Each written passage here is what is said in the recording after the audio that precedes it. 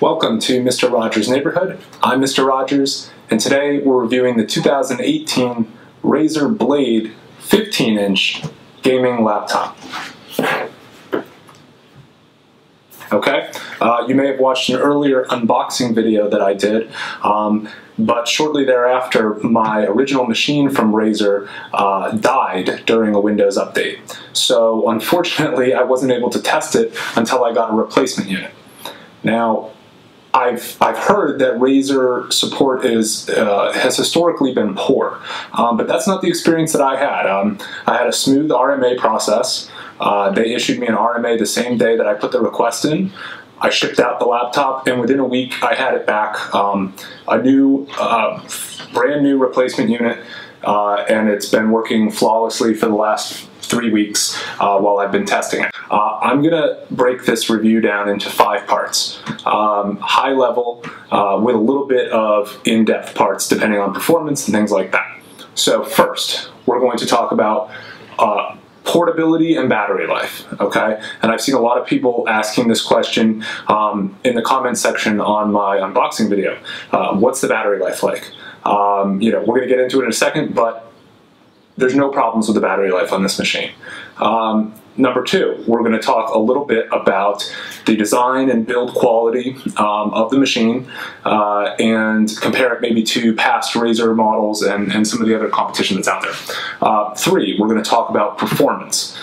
This is the main reason you would buy a machine like this. How does it perform in gaming? How does it perform in regular everyday office use, perhaps?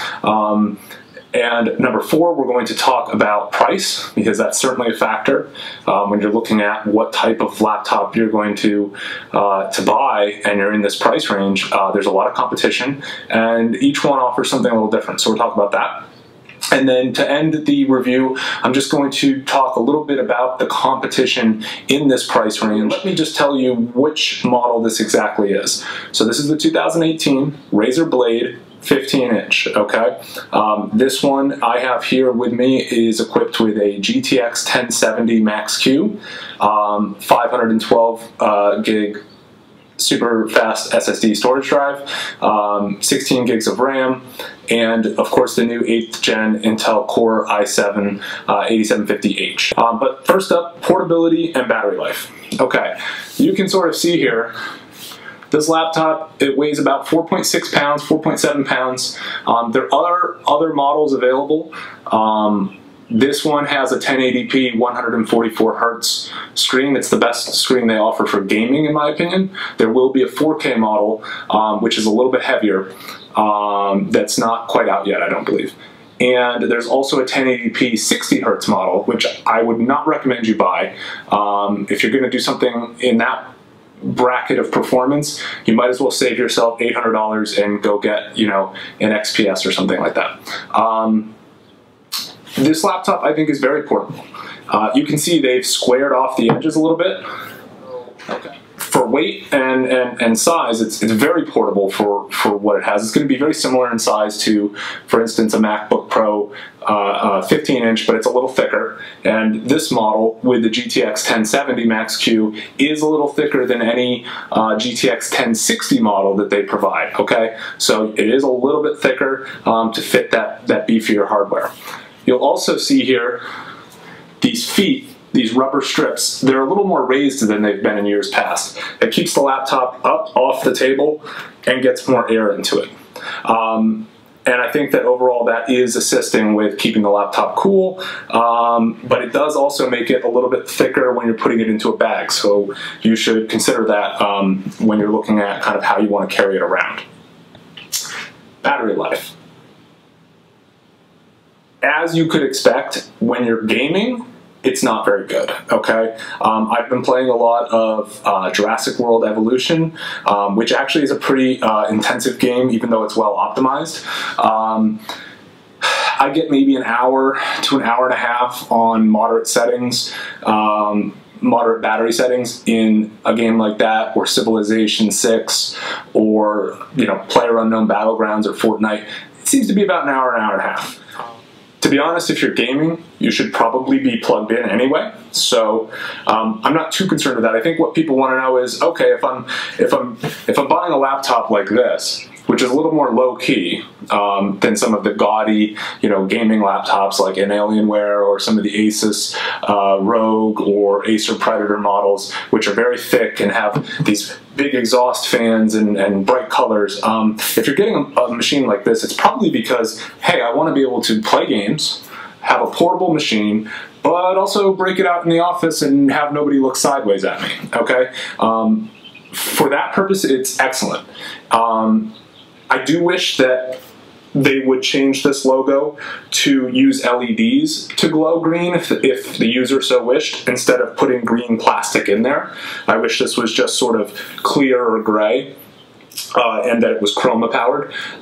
You can turn the light off, but that doesn't change the green plastic that's on the logo front. So that's a bit unfortunate in my opinion. If you're just bringing it to the office, if you're using Microsoft Office, Excel, browsing the web, maybe doing a little bit of light editing, you're going to see 5 to 7 hours of battery life depending on your settings. For some strange reason, and maybe it's because this is a gaming machine, but I haven't seen other gaming laptops do this, the default power profiles when you're on battery are not optimized to save you battery life. So if you just leave if you open this Razer laptop out of the box and you unplug, it's fully charged, you unplug it, and you don't change any settings, you're going to get 2 to 3 hours of battery life.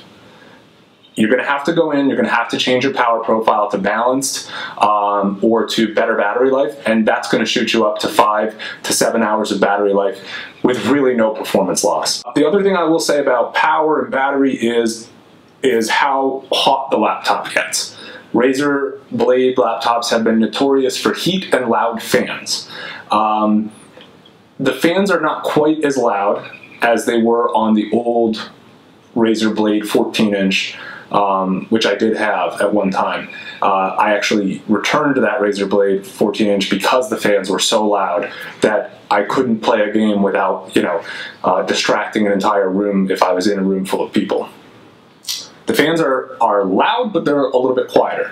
If you put this in high performance mode, it is a jet engine, and you don't really gain much performance. So keep it in a balanced mode. You'll lose maybe 1 to 5 FPS, but it will be much quieter. And that's what I've been doing, and I've had no problems with that. Temperature-wise, it still does get quite warm. When gaming, I've seen my GPU is actually not too bad. The GTX 1070 Max-Q in here seems to stay somewhere in the mid 70 degrees Celsius range. The CPU will get up into the mid 80 degrees Celsius and even hover up to throttling at 90 degrees during an intensive activity. Keep that in mind. It does get a little warm on the lap. It does make your legs a little sweaty. So I haven't really experienced a gaming laptop that doesn't get warm, but this is on the hotter end of laptops. And I think that's unfortunately just a price you pay for having such a thin metal, powerhouse of a device. Moving on to sort of the design and the aesthetic. As I said, it's squared off this year. We're going to open it up, okay? And I'm going to power on so you can see the screen in the background here. So, yeah, so here you go. This is the Razer Blade 15, and you'll see that the bezels, obviously one of the selling points of this is how thin these bezels are. The top's a little thicker, but thankfully that's because they still put a webcam up top. You don't have a chin cam or a knuckle cam or anything like that. And then the bottom is a little thicker than I would like, but if a bezel's going to be thick, I'd rather it be the bottom. But there is something about the design of this laptop that I have a major, major problem with. Not a big enough problem to return it. I can overlook it, but it is a problem that if you own this, it will annoy you indefinitely, okay? And that is this shift key situation. So Razer this year squeezed in a normal arrow pad, okay? So on the device, you have a full-size arrow pad. What this has done is inserted a key, which is now the arrow up key, in between shift and where your /question mark is. I don't know of another laptop or keyboard that has that layout. So as you're typing, you will often go to hit, you know, shift / to do a question mark, which is something that you use quite often. And you will hit shift arrow key up, which might highlight everything. And then when you hit your next key, such as a space bar, it erases everything you're doing. So I have to be very methodical when I type on this laptop because of that layout. I wish they, you know, I wish they had either kept just the uniform arrow keys or maybe come up with some other way to do it, because it really is a pain. And unfortunately, if you go between different keyboards, different machines, different devices like I do, none of the other ones have that layout, so you don't even really develop the muscle memory to start to correct that. And you probably wouldn't want to, because then on every other machine you'd be off center. The other thing I don't really like is the trackpad is not centered to the spacebar. So you have the trackpad is big this year, but the spacebar is on the left-hand edge of the trackbar, and then you have an Alt and Control key rounding it out. I personally, just for aesthetics, would have wished that the spacebar was centered and everything was spaced a little differently there. I don't think they needed to put an FN key way over on the right side in addition to the one on the left. They could have just moved everything down. So, you know, that's a nitpick for sure.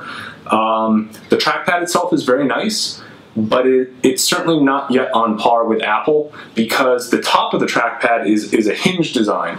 So you can't actually press click on the top of the trackpad. For maybe the upper half of an inch all the way across, you can do tapped click, but you can't actually press it. It's not a big deal, but again, it's a little bit not quite to the tier that maybe Apple trackpads are at. Otherwise, the Chroma keyboard is excellent, as always. The screen is excellent. The 144 Hertz display is really nice. As for the design on the outside, this is where Razer's really done a great job. You have so many ports on here. You have a Thunderbolt 3 port, which, take note, you cannot charge the laptop using Thunderbolt 3. Not even with Razer's own line of external GPUs. I have the Razer Core X, and it cannot provide power to the laptop using this. So if you're hooking this up to an external GPU, you need to also plug in the new proprietary power adapter in order to get the machine enough power to run and not run off battery. So you do have that power adapter. You do have two full-size USB 3 ports over here and a headphone mic combo jack. And then back over on this side, like I said, you have Thunderbolt, another full-size USB, an HDMI 2.0B, a mini display port 1.4, and a lock slot. The port selection's great. It's really unrivaled with a machine this size with this type of power. The screen is a much nicer, more modern, narrow bezeled display. Some people would prefer the rounded look of the old one. I personally don't. I think this is great. It's probably, in my opinion, the best looking gaming laptop on the market, and also one you can bring to work, you can bring on, you know, to a coffee shop. And moving on to performance. So a lot of people wonder, well, hey, you know, what is this laptop capable of? What type of games can I play and all of that? So I'm going to speak for this model with the GTX 1070 Max-Q, the 144 Hertz 1080p display. Gaming on it is fantastic, okay? Most games that I've played, some of the ones I listed earlier, PlayerUnknown Battlegrounds, Fortnite, Civ 6, Jurassic World Evolution, they're all running at over 60 FPS. Most of those games, for instance, Jurassic World is running up around 90 FPS, which looks great on the display. Do note that the display is not G-Sync. So if you want to avoid tearing, you're going to want to have V-Sync turned on. Some people were complaining about the lack of G-Sync on this laptop. I actually think it was a good design decision. For those of you that don't know, when you have a G-Sync module in your display, the laptop cannot use graphics switching, which means it's always running off of the dedicated, in this case, NVIDIA GPU, which uses a lot more power than the integrated Intel GPU, which is perfectly fine for everything outside of gaming and a little bit of editing, of course. So by foregoing a G-Sync module, you get much better battery life when you're not gaming. And to me, that's a trade-off that I'll take. One thing to say about this, and this is a major design change from previous Razer laptops, at least the most recent ones. The SSD and the RAM are now user upgradable with standard off-the-shelf components, okay? This is fantastic. For so long it had been soldered. Now all you have to do is remove a few choice pointed screws, pop the back off, and you have access to the SSD and RAM slots. There's 2 SODIMM RAM slots and 1 M.2 SSD slot. The SSD is blazing fast, so props to Razer on that end. Moving on to price. And this is where this laptop's going to take some knocks. Not because it's not worth the price, but the price is certainly expensive. This model clocks in at about $2,600 US.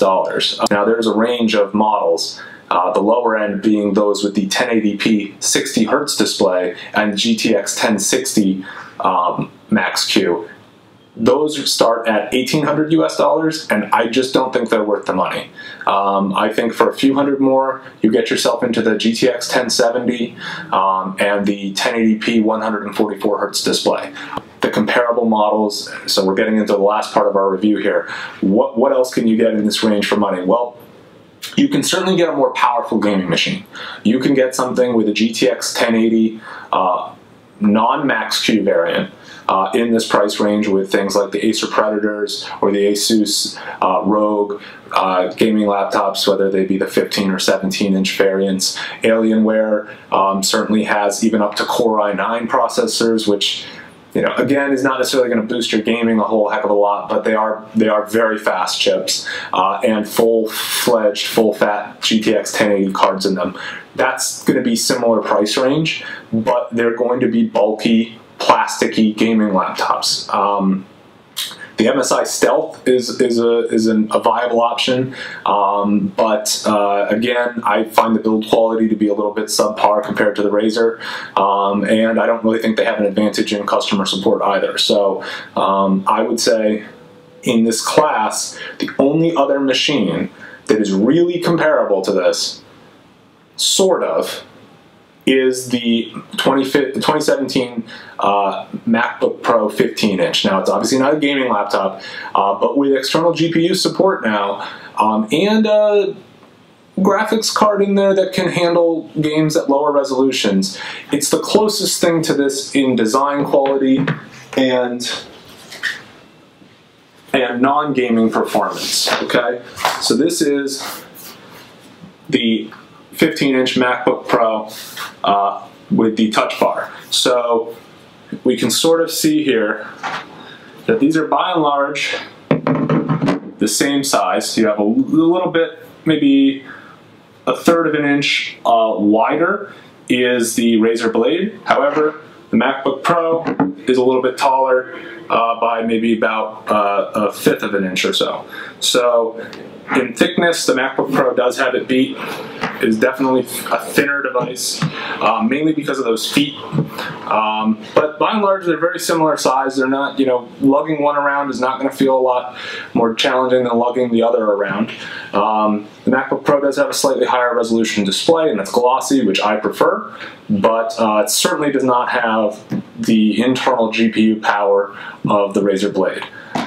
They're both about exactly the same price, but like I said, with external GPU support now, gaming on a Mac is a little bit more realistic. Hopefully they officially add NVIDIA support soon. There are workarounds, but for now, only AMD cards are supported on the MacBook Pro. So that's really the comparison that I wanted to make. You can really think of this as, and Razer has said this for a long time, the gaming world's MacBook, okay? I would highlight much better port selection, okay? Much better components inside, and a close build quality. I think the MacBooks are still better made with a little bit higher end metals and production quality, but this is as close as it gets, in my opinion, and from what I've found, in the PC gaming world. That pretty much concludes what I have to say about the 2018 Razer Blade 15-inch model. If you liked this video, let me know in the comments section down below. Like it, dislike it. Let me know if you want to see how its performance is with a particular game or application. I'd be happy to test it. You'll note that I didn't show a bunch of graphs and charts of FPS and compression times and all of that. And the reason for that is not that I don't find that interesting, but I think that that's already done on a wide scale by a lot of other outlets who do it better than I would do it, okay? I don't have all day and staff to test and test and test to get a standardized sample. So I don't want to give you some BS, results. I want to give you my overall opinion and experience with the device versus some of those more scientific outlets. So with my reviews, you're not really going to see that. And if that's what you're looking for, I don't want to waste your time. But I want to give you sort of the experience of the machine, the actual sort of interaction with it and how it performs, and then I want to communicate with you in the comments section. So please ask questions. I'm happy to answer them as quickly as I can, and I look forward to seeing what you guys want to know about this machine. I appreciate the views, and I hope to see you next time.